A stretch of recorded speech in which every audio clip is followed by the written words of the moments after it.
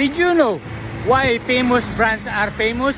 Grabe English yun. Because they are now dominating the international online digital marketing, mga kaluguran. Ayun, bakit nga po ba madaling sumikat yung mga sikat na brands ngayon? Hindi po ba dahil sa mga TV ads nila, kaya madali silang sumikat.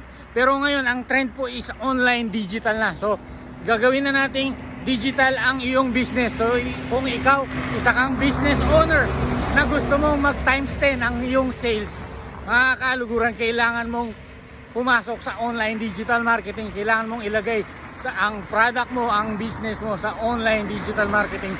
So meron po tayong ginawang solusyon para sa inyong mga business owner na struggling kung paano tumaas ang inyong income. So meron po tayong the premium panels na pwede kayong mag-book ng call for free para mag-inquire doon at sasagutin po kung paano namin kayo matutulungan na lumaki po ang inyong benta hanggang maging times 10. So hindi lang po dito sa atin, ang kagandahan nito nga is online na, international na tayo. Makikita sa international ang iyong business.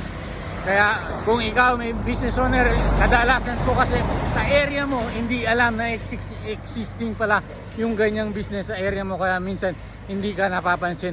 So kailangan mong makipag-tandem sa mga online digital marketer na kagaya namin. Hindi lang kami basta nasa sales, kami rin po is network marketer ng Worldwide Entrepreneurs, mga kaluguran. Kaya matutulungan ka namin na lumaki yung sales mo at baka matulungan ka rin namin sa stress na dulot mo, dahil maganda rin po ang ating produkto na Moringa ay mga kaluguran food supplements.